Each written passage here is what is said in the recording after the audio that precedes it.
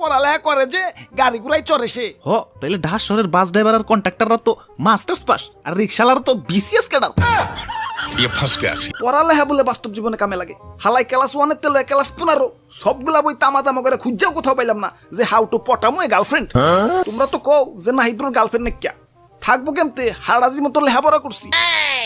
ওই পড়ালেখা সব আলতু ফালতু জিনিস শেখায় না, পড়ালেখা একটা মানুষকে সুশিক্ষায় শিক্ষিত করে তোলে।